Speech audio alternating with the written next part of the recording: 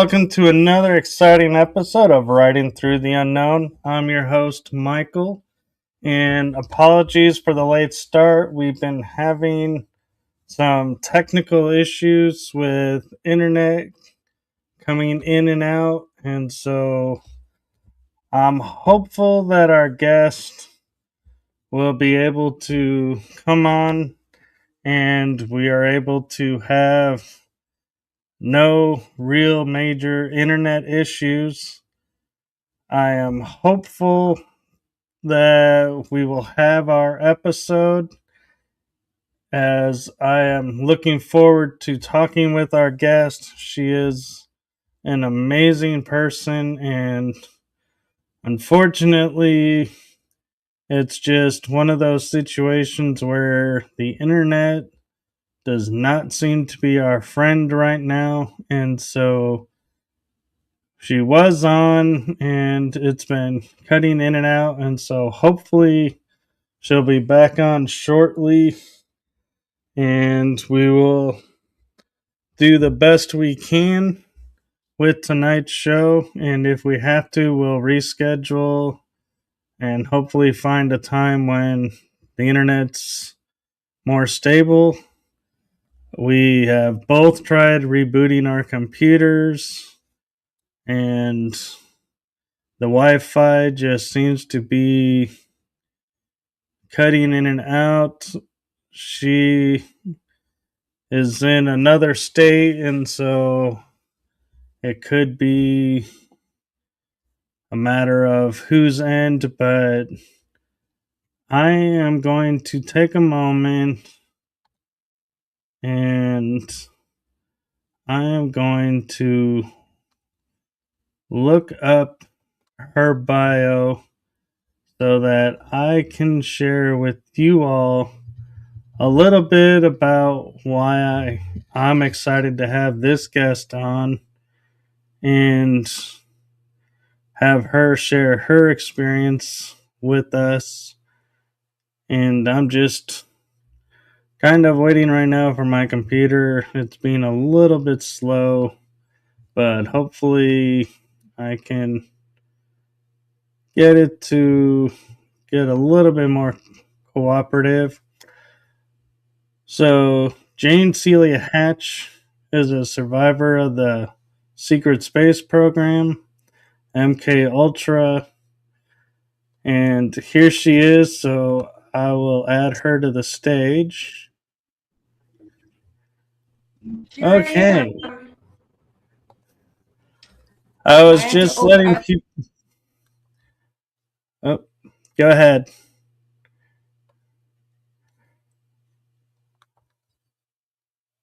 Hopefully, is this going to work? As it seems we've gotten frozen, and so I apologize. And as soon as she unfreezes, hopefully she can share some of her story and experiences. And as she's dropped out, I will share a little bit more. She deals with family court and is a whistleblower, journalist, a targeted individual. She's a shamanic healer, remote viewer, and a Reiki Master. And her newest book is Royal Blood, Royal Blackmail, focusing on exposing MKUltra as a systemic since Operation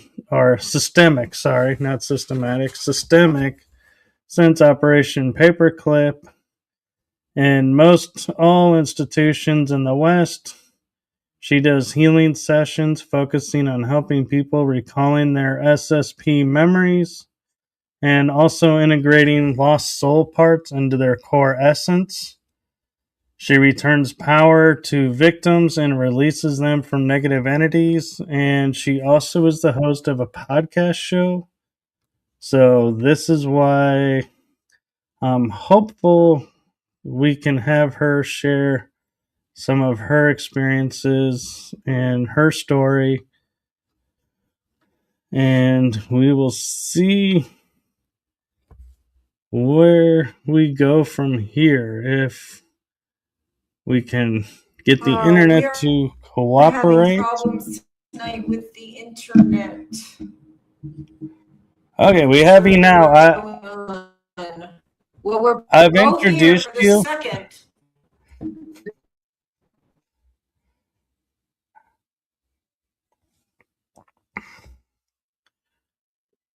Let's see. It seems like they may not want us to talk about this tonight, and we actually were going to do a positive and focus on positivity with her work. And so I'm not sure why the internet is not wanting to work. And so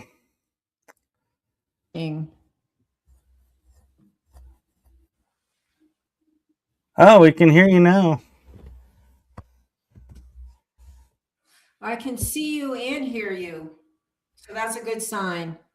Well, I mentioned your bio since we were waiting for the internet, and I said we were going to take a positive spin, and all of a sudden it came up and started working. So whoever didn't want us to talk about something must have heard it's going to be positive and was like, oh, okay, let's let it go then. It's working. We better start rolling while we have the internet. So I'm curious, did you become a shamanic healer and a remote viewer after you had your memories of the SSP, or did it come before that? The shamanic healing part came before the SSP memories started to come back, because I have just started to get my SSP memories back in the last 2 years, where I've been practicing shamanism for like 30 years. Okay. Yeah, that was the first element of healing that I came across after family court and MKUltra and the traumas that I experienced. I started to heal with shamanism. And that was on many levels. Like I sometimes think you're born, if you're born a shaman and you've had it in past lives. And so I just sort of felt like I picked up where I left off, but then I had a lot of training too by a lot of different teachers on the East Coast and New Mexico and Colorado. And it really is what enabled me to survive with shamanism. And the SSP memories have just started to come back as I've, begun to heal from all the original traumas, which is the whole point. They want to keep you buried so that you can't find those memories. So I'm getting to them late, but I'm getting to them. Well, you have a jump on me because I've only been getting mine recently, and they seem to be triggered, and somebody can say something and then I have full memory, and then as soon as we're done, the memory disappears, and it's like, I talked about what? And it's kind of funny because it's like I sound like I know exactly what I'm talking about, but if you ask me a question about it after, I'm like, I have no idea. You're probably channeling an altar.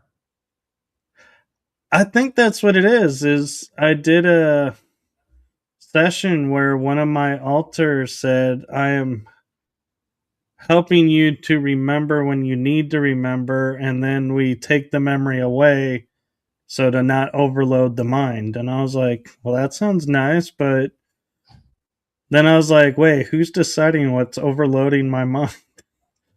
That's a good question. Who's in control?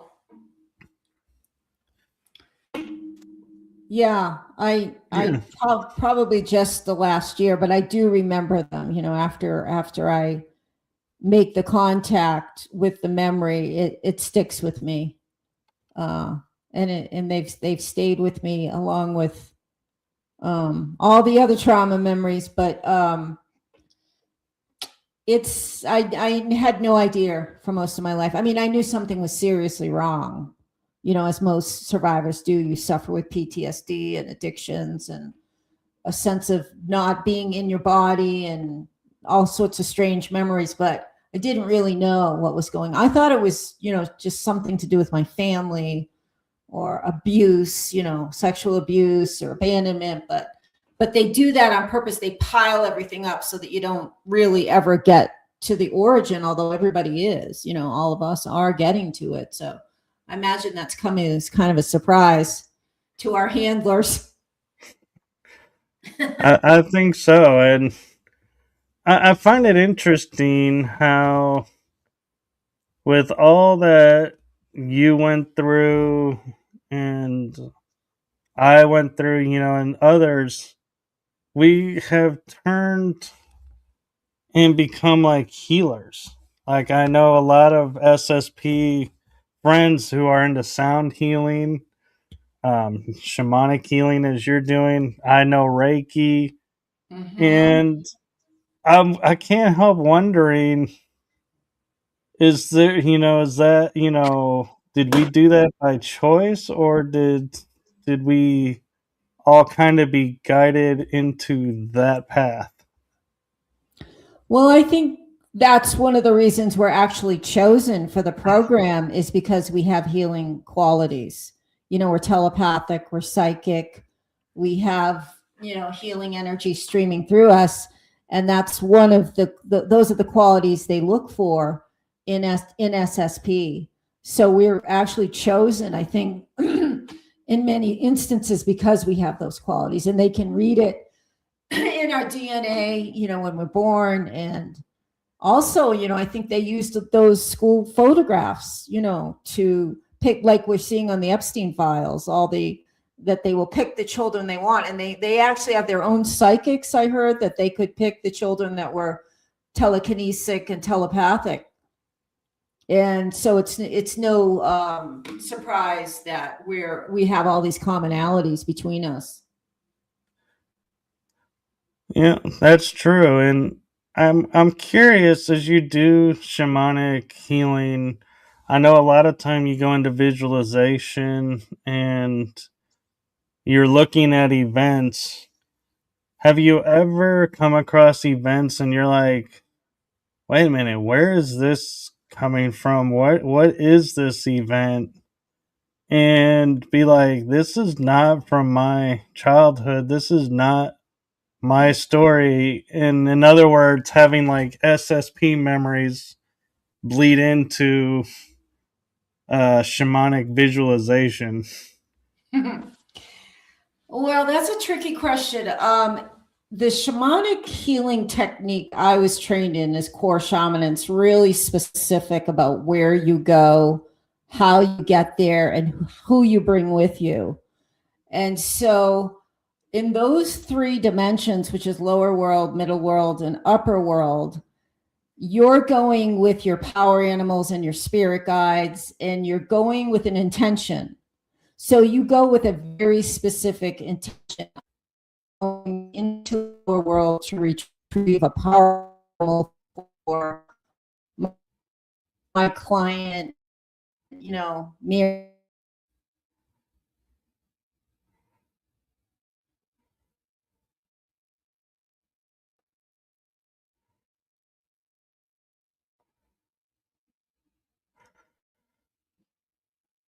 Okay, we seem to have frozen. I was kind of hoping, by sticking with the positive, that we could keep this from happening. We'll see if she'll pop back in like last time. Let's see.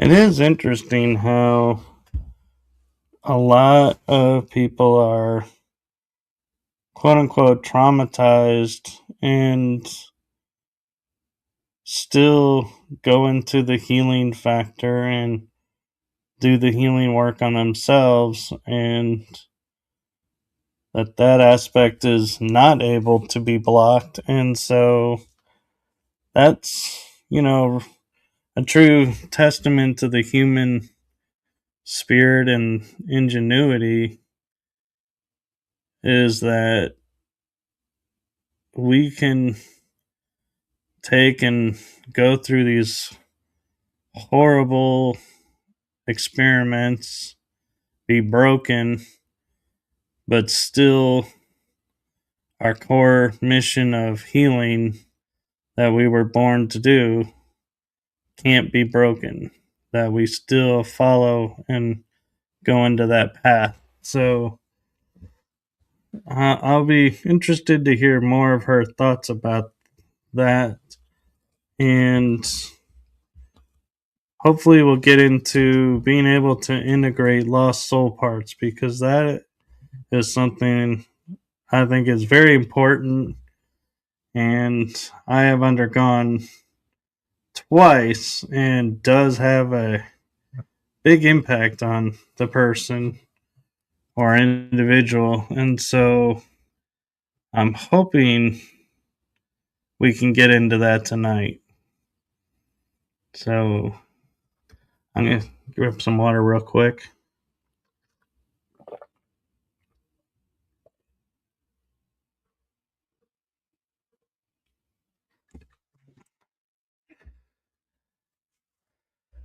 And hopefully we'll be able to get into what her podcast is about and what processes she does to help people recall memories, because everybody's different and you really should undergo recalling memories, especially secret space program memories, when you're truly ready and not because someone tells you you should. Let's see.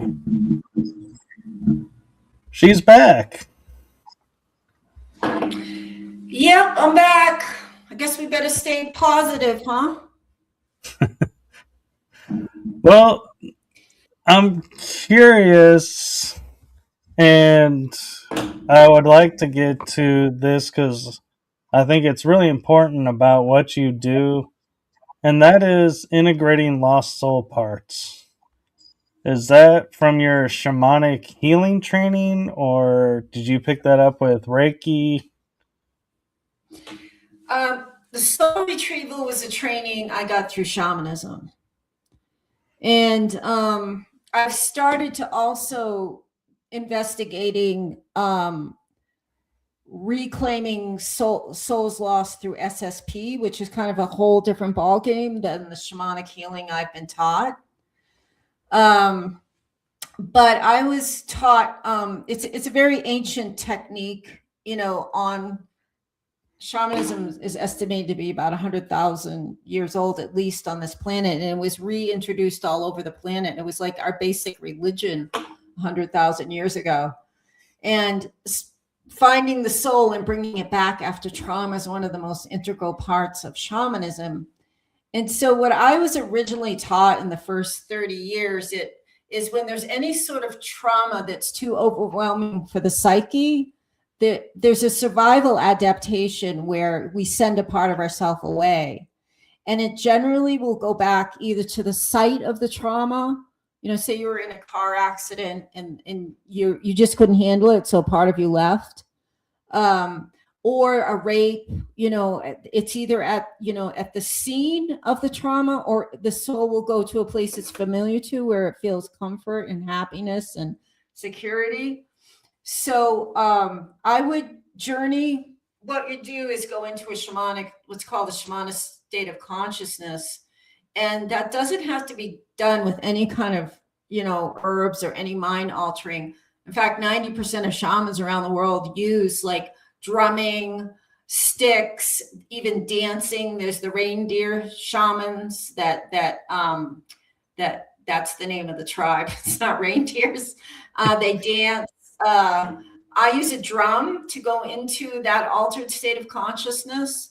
And then I set my intention that I'm going into the either upper world, lower world, and middle world in search of, let's say, your soul part, because we've determined there's soul loss, because we've determined there's been a trauma, and after that trauma you had maybe increase in addictions, a feeling of not being present in your body, feeling purposeless. There's like a list of about 10 things you'll feel after you've had a soul loss. And so what the shaman does is call in all your allies, your power animals, your spirit guides, and you start to journey through the web of life. And with your attention is, I'm going to find Michael's soul that was left his body at a certain time, and we're going to go retrieve that soul part. And often part of that, the shaman is like Brooke Medicine Eagle calls us the hollow bone. You're just using the energy of your spirit guides, really, and they're the ones, they'll bring you to that soul. And they can be in lower world or middle world or upper world in traditional shamanism. Now that I'm opening up to SSP, they can be almost anywhere in the galaxy. But my training was just these 3 different dimensions on Earth. So then you go and you find that soul, and you recognize it, because you recognize the DNA when you're getting close, and your power animals will give you. My power animal right now is buffalo. I've had different ones my whole life. Everybody has, they change with your age and what you need, and so we'll approach the soul part and begin potentially a negotiation. Are you, Michael would like you to come back. He needs you. He needs his 10-year-old self. And the soul part will usually says something like, it's not safe, or and then I say it's safe now. It's okay to go back. And so we negotiate a little bit. And then if they agree, then generally I'll hold out a crystal, and they'll, I'll ask.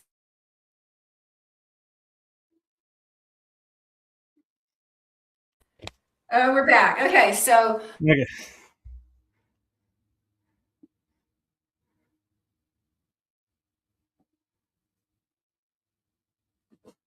Or I think we're back. Man, I want to hear what happens with the crystal. You hold out. So I have a real crystal in my real hand, and I have a spirit crystal in my spirit body. And then I asked the soul, are you willing to go back to Michael? He's safe, it's safe now. There's no more trauma, and do you need any healing before you go back? So, because we don't want to return a soul part that's not going to be in your best and highest interest. So there's a little bit of discussion and negotiations. And sometimes you have to deal with an entity that's captured the soul or holding the soul, like a demonic presence or a relative or an ex-boyfriend or an ex-wife. Like lots of times people are holding the soul because the soul has a lot of light. So you have to negotiate with the person holding that soul or the demonic presence. And sometimes you can make a trade with them. You'll say, well, I'll give you this crystal ball, or I'll give you this, or I'll give you that. And it's like all this negotiation on the spirit level. And so eventually you hopefully will get the soul released. And then they go into the crystal, and then you turn and you follow the web of life back to the client. And then you hold the crystal over their heart, and you blow the soul part back in through the heart, and then through the top chakra, and then you drum, sealing it in. That's a traditional soul retrieval through core shamanism. SSP takes it to a whole new level. And I'm just starting to investigate that and do that for myself before I start to do it for anybody else. I mean, I can do soul retrievals, traditional soul retrievals. And I've also had like a cyber, I was, part of my cloning, I was put into a cyber soldier, and there was an accident, and I could feel it calling out to me. I didn't even know. And my soul went to it, and I grabbed a piece of my soul that had been taken in cloning and retrieved that. So that's the whole new aspect that is opening up, that I'm really, really interested in, is reclaiming our cloned parts and our fragments taken during SSP and put into, I mean, you really can't take an alter out of a clone, or that clone ceases to exist and they have a life. So those aren't the kind of soul parts that you can go after and just take. You know, I could take that alter because it was in the death process, and I got it before they recycled it. So am I still answering the question? You are, and I actually have a new question I hadn't thought about, and that is, if you come across a soul part that, as you're saying, not beneficial to you, do you just walk away and just leave it, or do you negotiate and try to make it beneficial and retrieve it then? Every situation is unique, and you're listening to your spirit guides and power animals, and they're giving you telepathic messages. Generally speaking, they always want to come back. Our parts always want to come back to us. I may have had a few where I put them in a place that was safe, and maybe brought them back a power animal, so that power animal could begin to heal them before I returned them. In which case I've gone back to the client and said, I did find your soul part, but they need more healing before it's in the best and highest interest of them to come back to you. Most souls, whether they're, I do a lot of, or I did, of helping discarnate ghosts go back to heaven and leave this planet. And they're most always willing to go. They don't even know they're dead. But I mean, that's a whole different, that's psychopumping. That's different than soul retrieval. But, souls generally are gravitating towards the light if, they're your soul part, or reunion with the soul essence. That's amazing. And I had to admit, I'm familiar with power animals and animal totems, and integrating them to where, like, you can see better with, like, an eagle's eyesight, or hear better, like with a wolf, where you can hear greater distance. But I've never heard or thought about using the power animals to heal an aspect of myself before integration. That's an amazing sound and theory, and it makes sense though too why some of us, have more animal totem, so to speak, connection than others, is what we're using it for. And that's like a tapped resource never thought about. It's a huge resource that is so underused and underapplied, because generally speaking, it's going to be pounded out of you. Little kids say, oh, I have my tiger is following me today, Mom, or my wolf, or my monkey, or my elephant. And they'll go, oh, that's just a fantasy. That's not real. That's not real. Because, you're born with all these power animals. I actually think that's the origin of the stuffed animals, like that whole concept of all these animals around us. And then as you grow, they grow and they change. And they're there to protect, heal, guide, uplift. But if you ignore them long enough, they do kind of wander away, if you get involved in addictions or abuse, because it's a free will planet, and they're not the type of entities that are there to change your free will. They're there to be there. So that's why, like, shamans will also have altars where they, they might have like a lion or a wolf, or, and there's maybe smudging it, you're just forming a relationship with that collective entity. And what powers animals really are the collective consciousness of that entire species. Like they have a hive mind. So when you say like wolf medicine, you've got the wolf medicine of the entire species. Or you've got, elephant medicine, or you've got hawk medicine. It means hawk is the entire knowledge of the hawk species is accessible to you.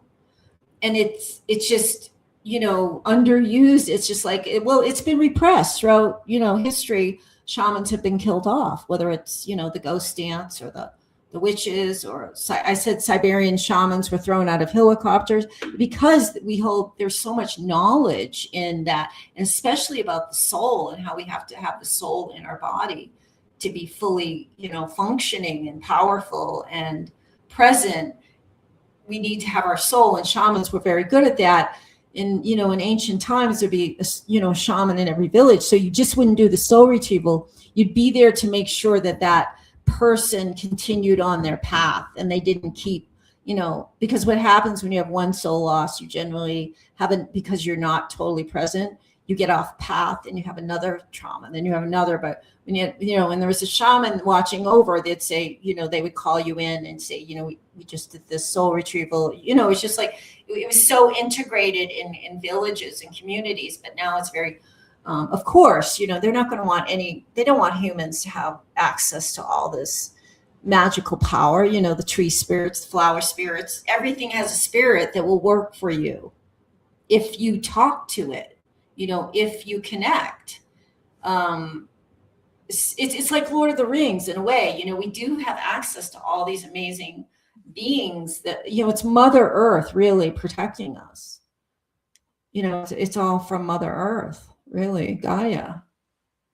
That makes sense. And I'm curious with your work, when you deal with power animals, do you limit the animals to like the ones that are on the earth today? Or where I'm going with it is like, I was introduced to power animals of like dinosaurs, dragons, unicorns, what we call mythological, that were once here. And so I never thought to tap into them, because I thought, oh, mythological, most likely didn't exist. But then somebody said, well, yeah, I tapped into this dinosaur. And I was like, wait, you tapped into something extinct? I was like, wait a minute, that opens up a whole new ball game here. Yeah, they can exist across timelines, eras. I don't think there's anything really truly mythological. There's nothing new under the sun. If you have a unicorn as a power animal, it really does exist, and it's just coming to you from another vibration. So they're not all traditional. I named off like Native American, our traditional, but in every culture, the power animals were different, and based upon sometimes religious beliefs, and also where you live. Like if you live in Africa, you're more likely to have those type, because you're in their vibrational frequency more so. I mean, it can be anything from a bird to an ant to a they will change based upon what you need in your life, or sometimes what you call upon for strength. If I'm doing a healing and somebody has maybe they have a possession, they're possessed, I kind of know, if Jaguar shows up, we're going to be doing a depossession. If Hawk shows up, we're going to be doing some kind of there's a spiritual intrusion, and we're going to be taking that out, because Hawk goes down with the claws. So I kind of know at the beginning of a shamanic journey who shows up, what they already know what they're going to do. I mean, other than my standard power animals that are there for me, to protect me. It's like, what kind of surgery is going to go on by who shows up. So here's a kind of curious question for you, tying into like the paranormal unexplained phenomenon. Is I'm sure you've heard of cryptids, which are like hybrid creatures. Can those become power animals? What did you say, kryptons? Cryptids, like Dogman or Bigfoot or No, no, no, no, no, Mothman. no. I've had experience with dogmen. They're really, really, really dangerous. It's a long story, but no, they would never be. If you don't feel like love, compassion, joy, it's no. Those are dangerous entities. There's some shamans that say they can transform those into from demonic to healer, but right off the top of my head, say no. There's no. They are not your allies, and you would hope Okay, to be. yeah, yeah. I was just curious because they Yeah. hybrid animals. Could they be power animals, or because they were manipulated, that takes away their power? Maybe. Well, there could be power animals for Satan.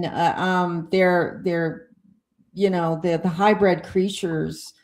Some of them I don't think have a consciousness, and some of them are just bred. Like the dogmen have the worst energy I think I've ever felt in my life, and they're I don't know if they're controlled by AI or remote control, but they don't come near being a power animal.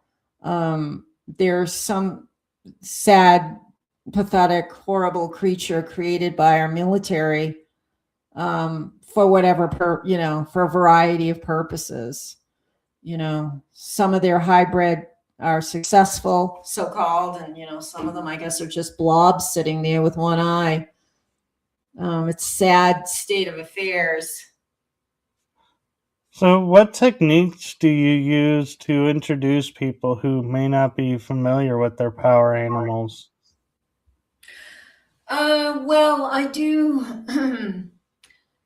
First, we kind of identify if they felt a power loss, like if you're accident prone, or you just you go out and you seem to have, which is kind of weird because all targeted individuals have they're gang stalked and whatnot, but you kind of determine if they've had a power animal loss, and they'll sort of come in with that concept that they know that they want their power animal because they're already kind of familiar with shamanism. And then what I do is I call in my power animals and we journey to lower world, which is the location of the power animals. And we journey, it's lower world is a downward, like spiraling. Like upper world, you go up towards the clouds and the heavens, and Blackout talked about it, and so do shamans historically. And then there's lower world where you sort of descend, you go through a route, or you imagine a staircase or stairs, and you go down and down, and then the most important thing is you set the intention. I'm going to lower world to find a power animal for Michael for his highest and best interest. And then so I do the travel beat is like a really fast beat. I don't know where my drum is. And then when I'm in lower world, it goes to a slower beat, like a journey. And I'm in the process of looking for your power animal. And traditionally, it will show itself 4 times from 4 different directions if you know it's their power animal.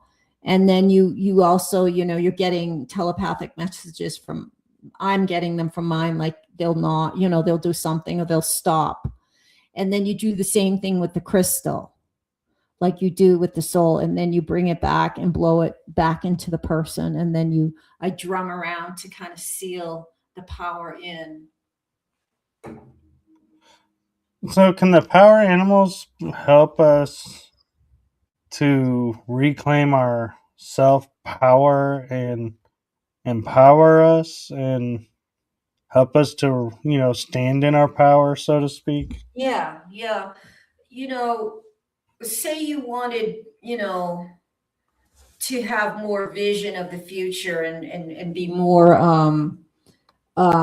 wise about and be able to see into the future, you might call upon like eagle vision. You could call upon eagle to be in your energy field, and we sort of share the energy, like the eagle's sharing our energy and we're sharing their energy. It's like a cooperative. They get to kind of be incarnate a little bit, and so you're kind of taking on their medicine while they get to kind of be part of the earth, this dimension. And so they each have a different strength, and yes, they can help you in, like I said, each one, like if you want like bear is about like family and strength and maternal love, and like I have like bear is one of my primary, and buffalo right now. So each power animal, and some shamans have hundreds, if not thousands, because they do so much different types of work. And, people just, everybody can, partake in it. It's a gift from Mother Earth for every human being on the planet. And a very small percentage are taking advantage of it. So yeah, it will empower you in whatever you're looking for at this time in your life. Whether it's sometimes even the ant medicine is like organization, and sometimes they will, like, if you start seeing like a certain animal, like it fall, it's in a book and it falls off a shelf or an advertisement, or, if, you live around, you start seeing them, they're also giving you a message. And it's not like every single coyote you see in the world, like that means you have coyote medicine. It's like you'll feel it in your gut. It's like you're looking into another dimension when they have a message. You'll just feel a little different. Your attention will be drawn to it. Like, at certain times in my life, I saw a raven over and over and over. And he was trying desperately to give me a warning. And I didn't get it. I was too mind controlled. That's the problem I had as a young shaman. I was into MKUltra mind control, and I didn't even know it.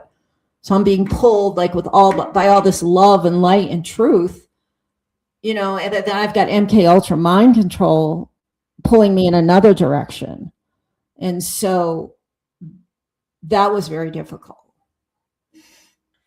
And that brings up another interesting point is, as we're working with our, soul parts and reconnecting ourselves and working with the power animals, what comes of people who find out that they may be hybrid, where they're human mixed with a star being, for example, like say Lyran? Does that power animal, is it able to work with both sides, or can it only work with the one side because the star side is unknown or unfamiliar? Yeah, that's a very interesting question. I've never been asked that question. Well, they've been working with me, and I have like some Pleiadian DNA, and I think they have a lot of wisdom, and I'm sure going in, and I've gone to other planets with my power animals. So I think they naturally, and I'm not even sure they make a distinction, but I think they naturally understand who you are and your strengths and wisdoms. Maybe don't label it. I don't know. Like the whole SSP and shamanism is something like I'm really just getting into, and I just find it absolutely like fascinating, like how, because I don't know any other shamans that are like integrating like galactic shamanisms with ancient earth history shamans. It's just, none of my teachers talked about this, and I did a master's degree in shamanism. That wasn't what at Lesley College in Cambridge. I mean, that's not what taught me to be a shaman, but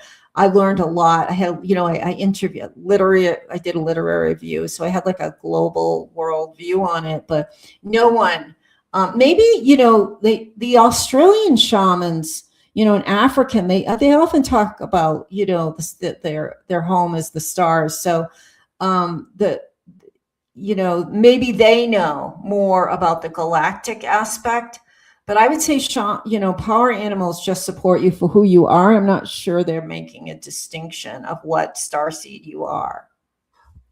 And one thing that I'm curious about too with shamanism is I know it's connected with energies, and a lot of people will talk about like the natural lunar energy. Well, even the Zulus have stories of the moon was put into place. It was not a natural object. And so I wonder, does that impact, if you're trying to draw in like moon energy? Because I know like the eclipse has certain power to it, and phases of the moon have certain meanings because it's not a natural object. Does that impact the shamanic or and power animals, or do they just look at it as an object and say, you know what, it's got energy, we'll use it, this is it? I should take a power animal and journey to the moon with it and ask. I don't know the answer to that question. It's a very good question. Um, it's something that I'd like to go there, through the field, the energy field, and go there. And again, shamanic journeying is different than remote view.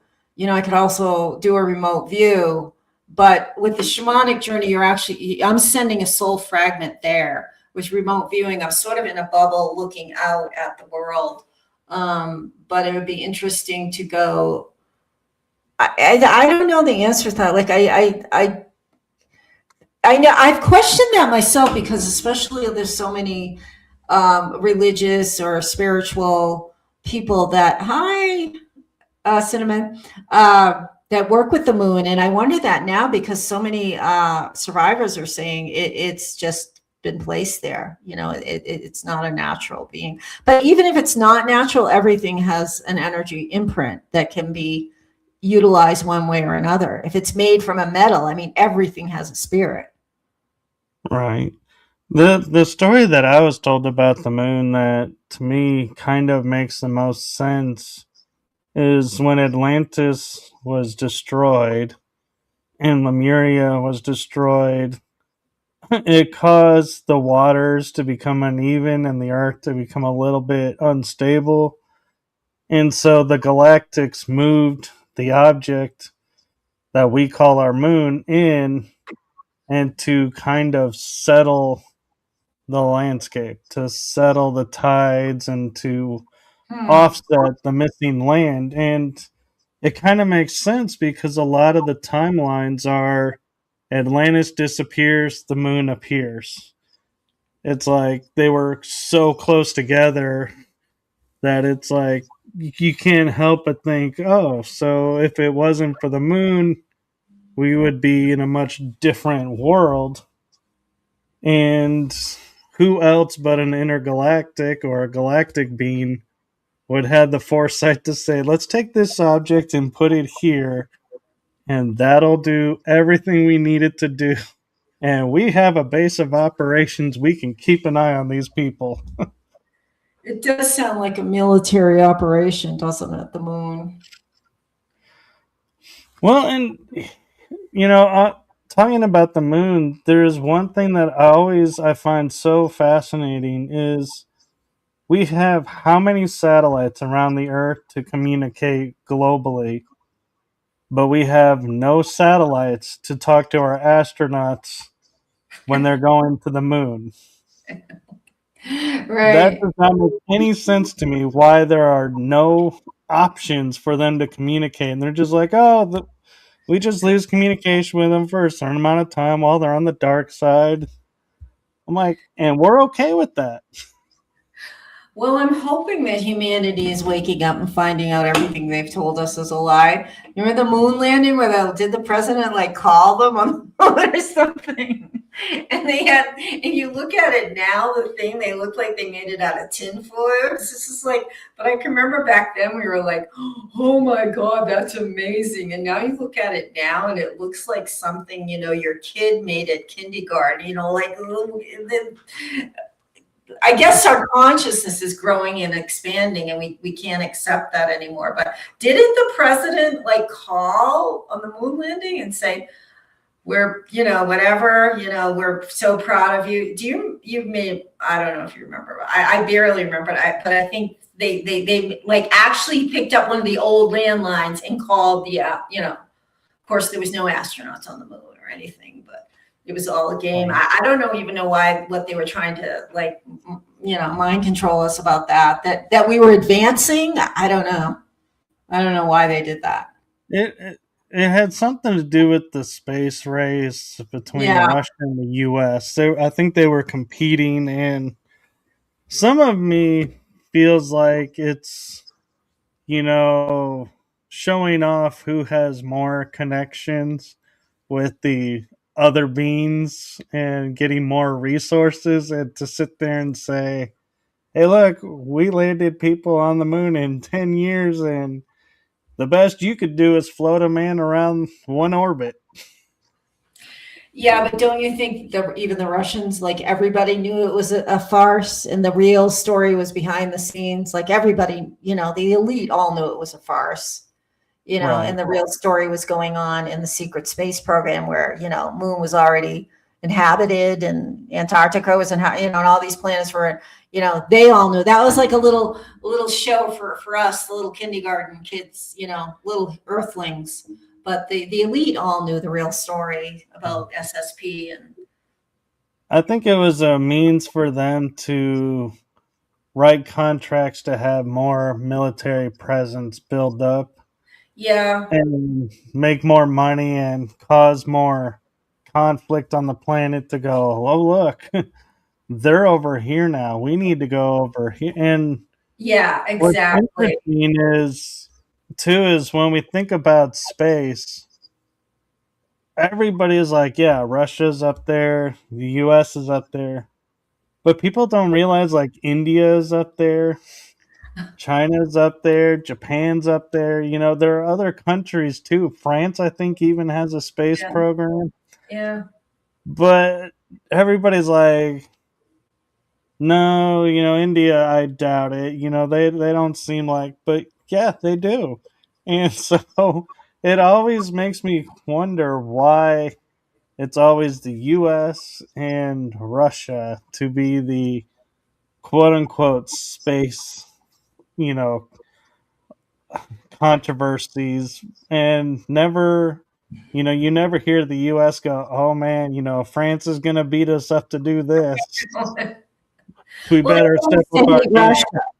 they want us to hate they want us to have a little enemy, so that they want us to hate certain groups, and so they create enemies for us and they want us to hate Russia. So Russia is the ones that are gonna beat us at this, that, or the other thing. And They don't talk about the Germans either up there, of course. They don't I talk about know. the Germans. And they're like, I think, aren't they dominant other than the Dracos? Oh, they've been up there since the 40s, I think. So,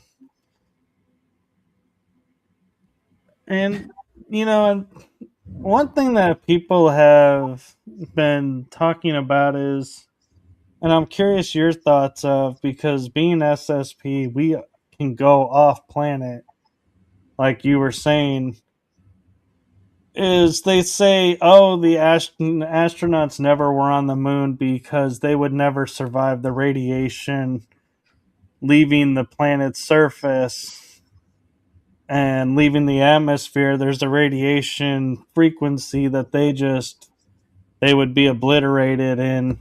So no, we've never been to the moon. And I'm like, we've been to the moon and we've been to other planets. So is that theory about an energy field around the atmosphere, do you think that's a psyop, or do you think there really Yeah, is a I think it's a energy psyop. ring? I think it's just a lie they're telling us about Mars so that we don't, start thinking about it and investigating, and so they can keep the whole Mars base, and the whole Nazi, winning the war and all of that secret. They want us to know as little as possible so they can continue to enslave us and, abduct us off planet to the moon. I mean, there's so much going on. I mean, I know I have SSP memories on the moon. I've interviewed John Whitberg many times, and many SSP, Penny Bradley, and they have bases up there. They were pilots up there. It's just they're treating us like we're children in kindergarten, our leaders, so that they can continue to exploit us. So, in a nutshell, it's more complicated. Right. And then they feel like when they go, oh, UFOs are real, they're like, that's enough disclosure. They don't need more. We've said it's real. They'll be happy now. And it's like, whoa, whoa, whoa. There's so much more that that's behind that statement than what you're telling us. Well, it's like soft disclosure. They have to address these things, but they'll do it like in breadcrumbs. Okay, well, yeah, they're talking about UFOs, so they're in full, but they're not talking about it's like one little molecule of what's really going on. What did Trump say now? Like he's trying to divert from the Epstein files. He says we're going to release the UFO or this, that. I don't know. I've been, since the 1960s, I've been watching the government deal with, UFO sightings. There was a whole UFO craze in Massachusetts in the 1960s, and they keep covering it up. Well, and what surprised me was I thought I was really affluent in like Roswell. I knew about Roswell, and I had theoretical thought of there being a second. And when I was there and I was talking to a person that lived in Roswell, he goes, well, you can't go to the site now because they closed it off. And I was like, oh, well, that's a bummer. I was looking forward to it. He goes, but you do know that's only one of three. And I go, wait, three? Whoa, whoa, whoa, back up. Hold the phone. What are you talking about? There was three. I was thinking maybe two, but it was like, and it amazed me. And I go back and I would look at on my research, and everybody talks about the one. Yeah. And Oh, somehow 2 and 3 were completely erased from history. well, I think most everything is erased or hidden. They're just giving us, um, yeah, it's one huge psyop. Thank you. Yes, it's one huge psyop, and we're just starting to get the truth out now. Everything is a lie. It's formulated to keep us in ignorance and disempowered. Which is a great tie-in to my next question, and I'm loving the fact that the internet is holding for this conversation at this point. Is Amazing. you do work with helping releasing negative entities. Um, I'm curious, when you're talking about negative entities, are you just talking low vibrational attachments, or are you referring to like Dracos and all the like nasty nasties out there, so to speak? I'm generally talking about entities from anything from like a spiritual intrusion, which could be cancer, to a possession, which is like you say you're walking over a graveyard and you suddenly get cold and somebody's entered your body. That's a possession.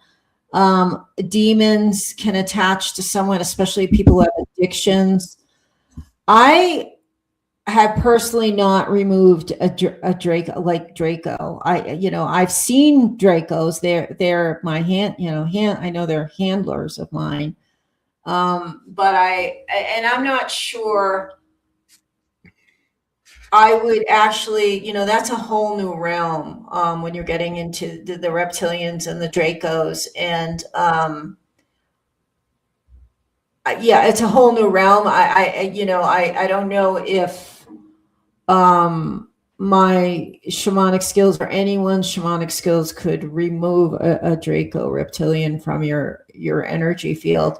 You could lessen their attachment, or you could find out why they're attached, and you could keep bringing more and more power to them. But I'm talking, everything from a demonic possession to a spiritual intrusion, or somebody screams at you. That energy could be in your chest, making you, so I can remove that. And I see everything from like a dark cloud to like a spider or a massive. My guides show me things like metaphorically, so we know what to remove. And it's a wide range from just negative energy you might picked up, like if your spouse yells at you or somebody else, that could go into your, and I can, or something more serious like a possession or demonic or. What about that black goo? I don't know much. Like, I don't have any experience with black goo. I've heard many testimonies at this point. Especially with Max Spear, and I think Penny Bradley talks about it. I don't recall any experience with black goo, or even, those are questions that I could actually ask my power animals. Like, if I saw black goo in the universe, how would I deal with it? How would I protect myself? Could I move it? Could I remove it? Those are like the new frontier that's sort of opening up for me, is all these new terms from SSP that I didn't know 5 years ago. I'm learning a lot from other people about black goo, but as far as I know, and I don't have any experience with it. No, that's fair, and thank you for your honesty. And I'm curious, like with power animals, we think of, like, if we're going to say the Arctic Circle for a park, obviously you would be like, hey, penguin or polar bear, because that's who you associate with that cold region.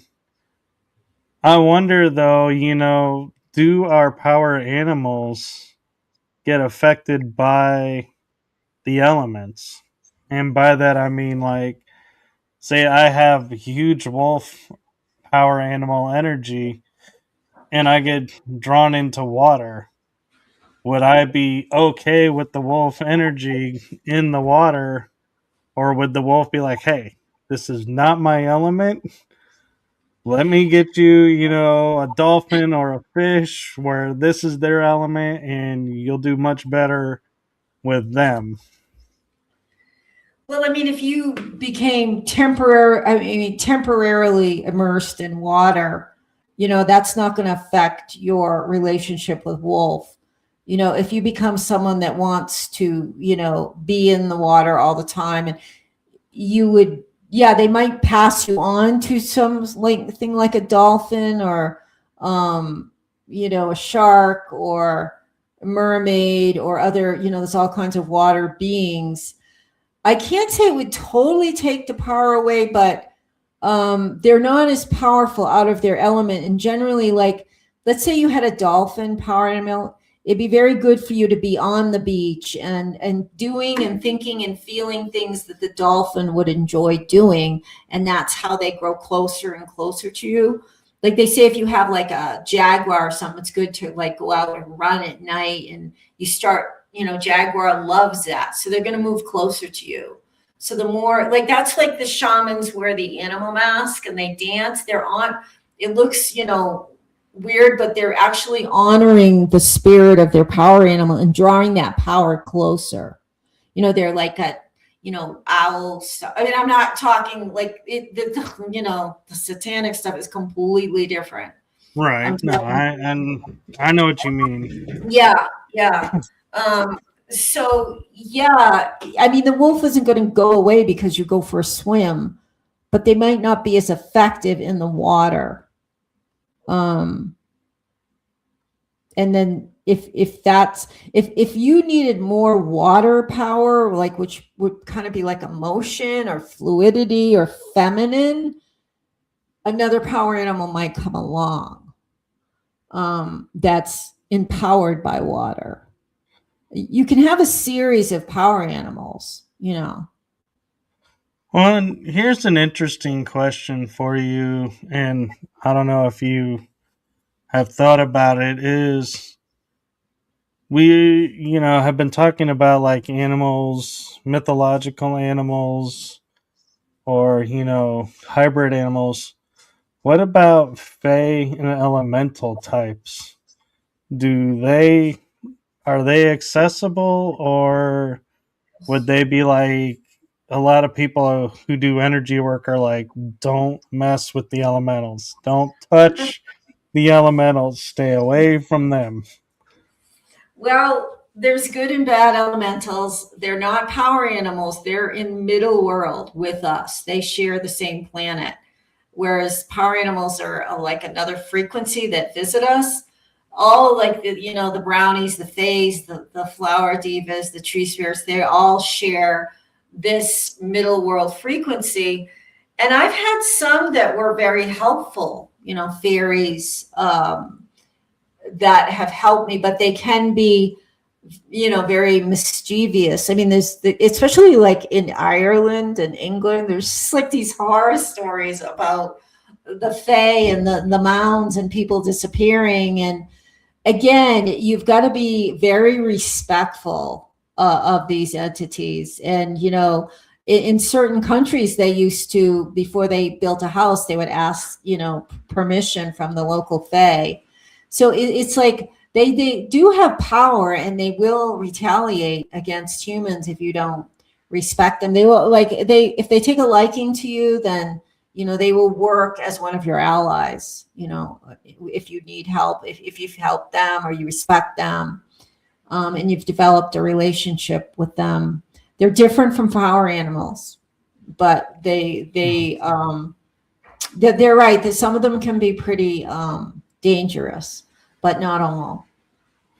Yeah, I asked because, like, with Reiki, I found out I could channel in electricity, water, fire, air, the elements.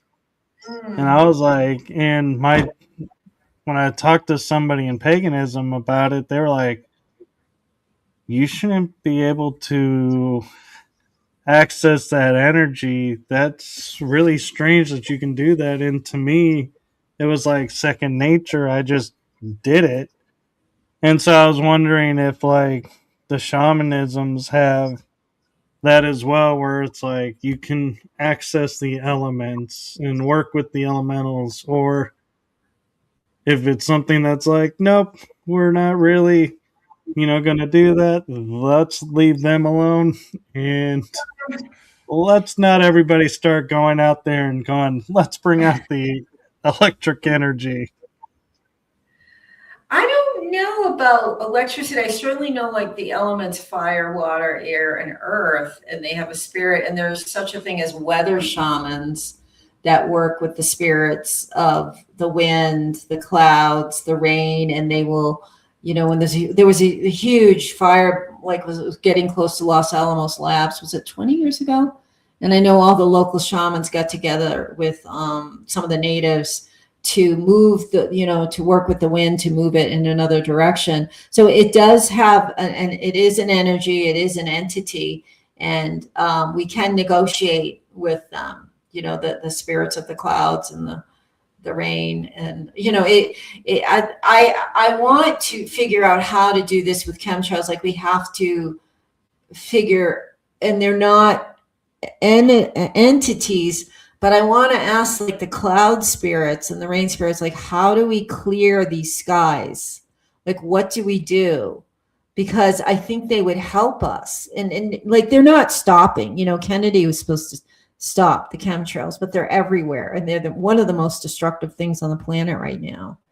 And I feel like it would be great for, like, they're doing ley lines, a lot of the healers now, like the survivors, they're doing ley lines, but I would really like to get together and figure out talk to the elementals, like how do we heal the skies?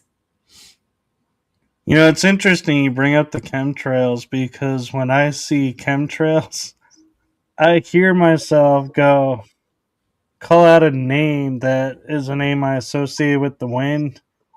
And I'm like, hey, are you aware this particle stuff is coming into your element and it's not good for you and it's not good for us? So, what do you say about kicking up some of your, you know, wind ability and move it away? And sometimes I'll feel like the wind picks up and I'll be like, thanks. And I'm like, hey, did I just blow it away? Or, was it coincidence that the wind picked up? I don't know. But I find myself talking to the elements and being like, hey, and if I feel like, well, the wind's not picking up, I may go like, hey, fire, how you feeling? You want to spark up a little bit and feel like, the heat of the fire going up and melting the particles. And so I feel like that's like my little trial of trying to keep the chemtrails out is utilizing the elements because they're there and they'll help if we ask. And I wonder if people started asking if they really would just like destroy these chemtrails before they hit the ground for us. I think there's a very good chance they would respond to us, and it's a matter of people remembering who they really are, the humans remembering that they're God, they are a ray of God, and that we have these powers. And Christ tried to teach us that too. I think that's one of the reasons he came here. As I do, so can you. And the elements are more than willing to work with us if we acknowledge them. And you're like you're doing, you're forming a relationship. You already have that sense of saying hello. And I think if humans all over started to do this with the chemtrails, we could clean them up in cooperation with the elements. There was just this huge blizzard on the Cape, that wiped out all the power, and then it started pouring, and I'm like, I want to do a remote view, or I want to like it, half the things don't. I asked my daughter how it felt, and she said ominous. And so that to me indicates weather warfare. And like we have so much more power to counteract this. We have more power than they do. Right. And we just have to believe in it again, because they make us think we're, the slaves of the universe. But I think we could do it. Yeah, and talking about ley lines, we talk about, the energies that go with the ley lines. But can we tap into that energy with our power animals? Or do they naturally do it and we don't have to ask for them to tap into the ley lines? Well, I've been asked to clear ley lines under homes and things, and often I ask my power animals to do it with me. So they've cleared ley lines, along with dowsing rods and but I don't think that's actually answering your question. I know they will clear ley lines for us. If you ask them, they will clear ley lines. That's one way to clear them. And now I kind of wonder, we talk about like, we see the Nazca lines and they're these animals or humans, in astronaut suits, and we don't know what they are for, really, or what they stand for. And I kind of wonder if it's like, was a message left to us of, hey, power animals are here. We're all over. We're universal. Because let's think about it. You have a monkey in a desert that has no monkeys. How do they know what a monkey looks like? They would have had to have seen one, or the spiders, or the dragonfly. They have all these ant critters that don't exist in that environment, but yet we're drawn to perfect detail. And now I start to wonder, those are power animals. Could it be a message from the power animals to say, we're here, we're here to help, and we're just looking at it and going, well, there's these nice lines out there. We don't know what they mean. And we're just looking at everything but the obvious. Yeah. Lots of times, especially for an individual, power animals start appearing, repeatedly, maybe even collectively. I think that's what you're referring to as like a collective message to humanity. Right. Yeah. Yeah. They're trying. And, the more mind controlled we get, the further we get from their messages, because we receive it through our heart and our intuition. If you're undermined, in your head from all the propaganda and mind control, you're going to be less and less apt to listen to anything remotely like a power animal or an intuitive, because really your power animal is your instinct. Women Who Run with the Wolves, Clarissa Estes wrote that, and that's our instinct. It's very earthbound. Our primal instinct is tied into power animals a lot. Right. And even tribal, when you look at the Aztec, their warriors were animal totems. Yeah. If you really think about it, they had the jaguar warriors, the eagle warriors. That would be the animal totems. Yep, they were calling in that power. They were calling in the power of those animals that they were representing. And so, I can't help but think now, looking at the world. We have architecture in Crete that has dinosaurs carved into rock that's hundreds of thousands of years old. But humans didn't exist when dinos existed, but you look at it and you're like, that's a stegosaurus. That's a brontosaurus. There's no ands, ifs, or buts. And then you go to Egypt and they have hieroglyphs of submarines, airplanes, UFOs, stuff that they could not have ever seen. And I can't help but wonder, do power animals show themselves, and that's why these people were able to carve or paint their image, because they were shown that power animal and they tapped in and realized what that stood for and was like, oh, let's add them to this doorway, and that'll be like another layer of protection because that's what this animal stands for. Yeah, well, they were really integral in, decades and centuries ago. That power animals were like integral to life and hunting, and the shaman would call upon the power animals for the hunt, and they would be told. So that's why there's so many animals like on petroglyphs, and they represented a medicine and a wisdom and a part of the culture. The oldest human remains of a shaman was in the Czech Republic, was a female shaman, and she was buried with fox bones and all these animal totems. And I think she was 60,000 years old. So, the culture goes back that far, the shamanic culture on the planet.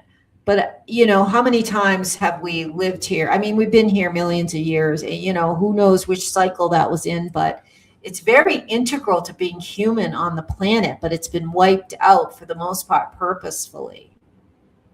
What if everybody before the vaccine was in touch with their power animals? I don't think they would have taken it. They Right. have to get rid of our power, our intuitive power in order to be able to control us. But the strange thing is, I know shamans that took the vaccine. I mean, that's the one that blows my mind. Well, Really blows my mind. yeah, and I can't help wondering with animal totems and power animals and everything being left behind as messages. I was watching um, Skinwalker Ranch, and they were showing the glyph of the snake in a spiral.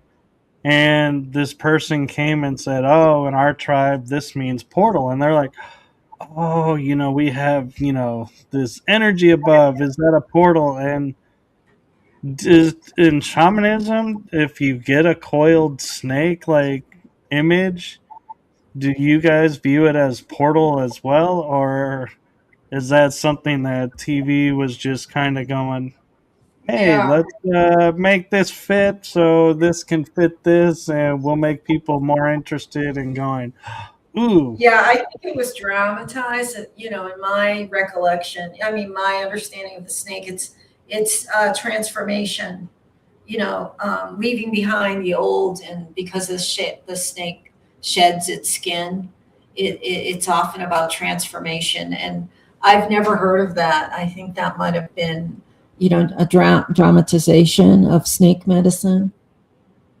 In every culture, things represent different. So a snake in one culture, native would be different than maybe Siberia or, China or Hawaii with the Hunas. And there's a little bit right, different interpretation in different cultures. right." Of And I was just curious, if it was something similar and it was like, hey, that's even cooler connection. Yeah, But it yeah, could be and in some tradition. There might be some tradition where the snake means a portal, but I haven't heard of that.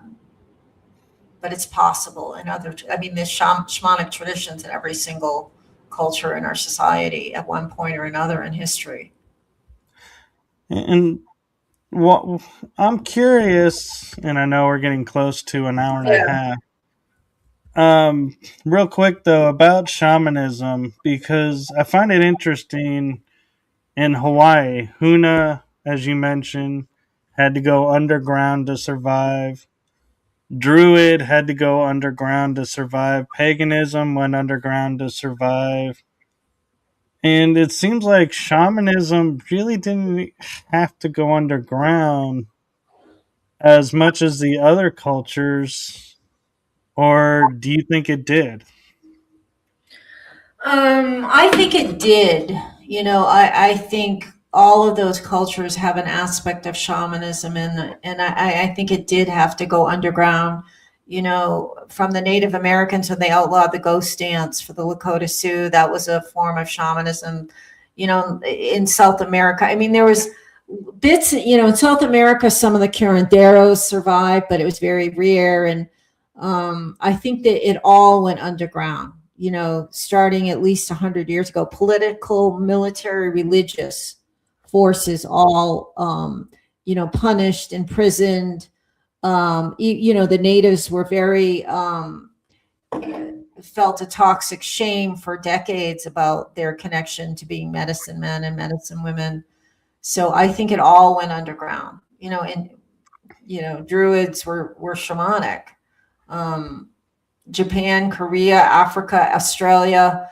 Look what they did to the Aboriginal. Any people that has shamanic knowledge, especially, they will go, like the natives. And in the Celts, the Irish, the witches, anybody that has that knowledge that can uplift and sustain humanity, and empower humanity. And it tells people you don't have to go through a priest to reach God. They're going to try to eliminate you. Yeah, which begs the interesting question, why today is it such a resurgence? And becoming more talked about and more researched. It's like, I kind of wonder, what is it about the life and energies that we're living in now that shamanism is able to thrive now instead Mhm. of hide? I wonder if they feel like they've got enough people under mind control that they say, "Oh, let them go." They're not going to they're not going to, affect people like they could have. There's enough people under mind control. Maybe they just feel like it's a wild card that isn't going to have a lot of effect now. I don't know. It's a really good question because, everybody's talking about it. It's not even like fringe anymore. It's sort of mainstream Reiki, shaman, everything. Um, it's a really good question. Maybe other things have taken over that fringe, and shamanic healing it's kind of been watered down too a little bit. Everybody's doing it, and maybe it doesn't have the power it had with in the past, and they've watered it down enough so that it's acceptable to the powers that be. It's a really good question.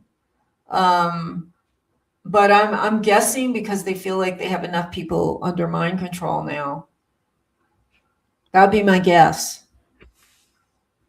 Well, then I'm going to give you a few minutes to talk about if people want to connect with you for some of your services. Can you share Mhm. how they can do that, and also about your books? Yeah, well, they can go to, I have a website, Radiant Earth Mother, where they can sign up for, I have options of services of Reiki, shamanic healing, remote view, and I'm adding a few more. And that's radiantearthmother.com, just the way it sounds. If they could follow me on thank you, YouTube, which is at Jane Celia Hatch, and the same for Substack. Substack is stargateopener.com.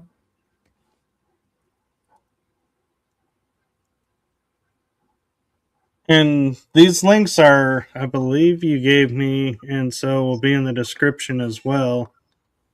But Okay. I'll put some of them up just Yeah. so people Yes. can find them faster.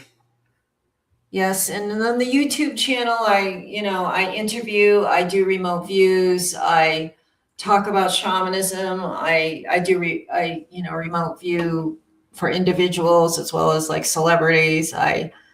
Um, I interview survivors of SSP. We didn't get into MKUltra, which is fine because that's a very hard subject for all of us, and we can always use a break from talking about that. But I have a book, and you can only get it through me right now. I don't have a contract with Trine Day Press, the Land of Broken Crystals. They can email me, and this is me doing a soul retrieval for my two daughters. And this is my spirit horse. It's in Maine, and I'm doing a soul retrieval, and that was my power animal. And there's Eagle and the Pleiades. So those are my powers, and the crystals and the pine. And that can just be ordered through me at this point. And I'm writing a new one, Royal Blood, Royal Blackmail. It revolves around Princess Diana and a bloodline daughter of Queen Elizabeth, who's just stepped forward about her existence and her history with the royal family and why she was born. And she's an MKUltra monarch elite sex slave, and she's the daughter of Queen Elizabeth. And then I interrelate Diana's story, my story, her story, and a lot of other survivors of MKUltra, and that's almost done. Wow, that'll be quite the book. Yeah. And I like how your cover, you have like little, like we call Easter eggs on it, because I do that on my book covers too. Is there's symbols on there and they all have a meaning. Yeah. Yeah.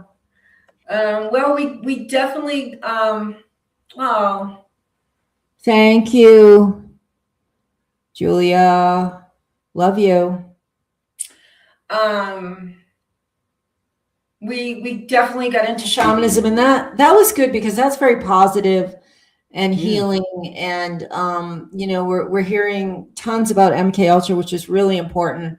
But honestly, this was kind of a relief to talk about the healing aspects. And we didn't get into, altars and MK the work I'm doing on MKUltra. But again, like it's kind of a relief. It was relaxing because shamanism, for me is really about healing. And it's how I survived. Shamans put me back together again in the 1990s. Well, and I like to look at it right now as we're flooding the airwaves, with everybody's story after story after story. And I don't Yeah. mean to discount people's stories, but you can only listen to so much. And so I always find it really interesting when I come across people who are survivors of it. And instead of going and saying, oh, they did this to me, and they just seem to get stuck in the story and only focus on the one part that I love when I get a hold of people who are like survivors and they're turning around and doing something to help mankind. Yeah. Because it's like we totally could have been broken. Nobody would fault us, but we instead rose up and said, you did this, but we're not going to let you define us. We're not going to Mhm. let you beat us. We're going to stick to our soul mission and did it. And someone left you a message here. Oh, it's my daughter, Jenna. Oh, thank you, honey. She's right now. She's in the other room. Thank you.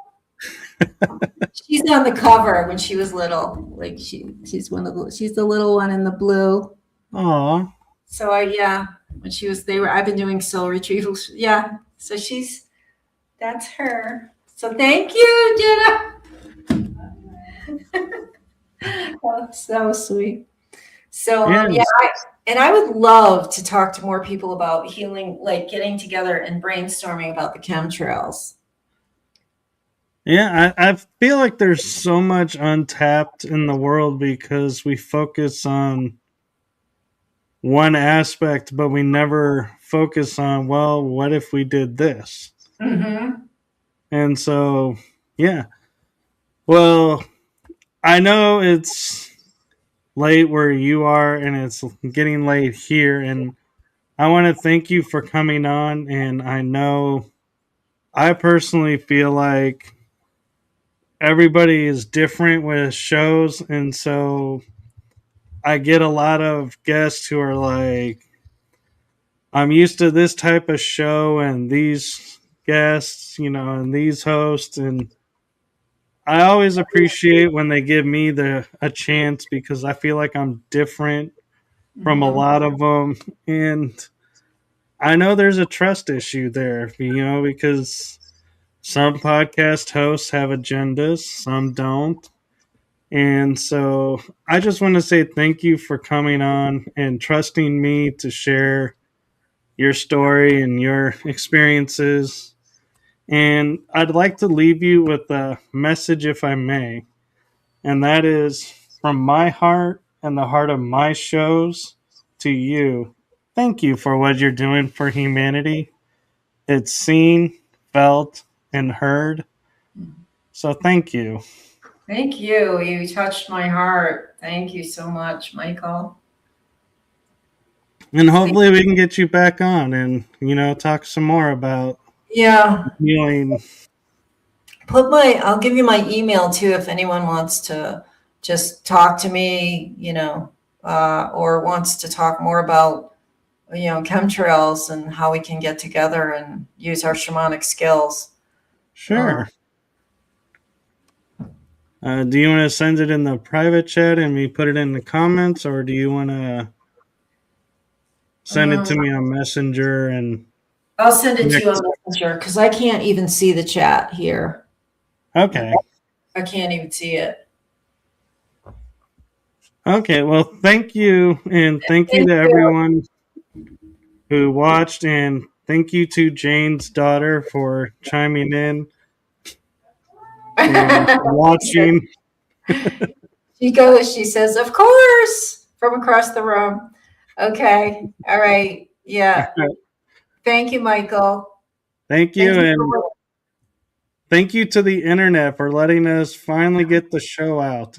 I know we must have restarted like 6 times. I'm like, oh my, but wow, this is amazing. Okay. Good night. And thank you, Michael, for everything you do.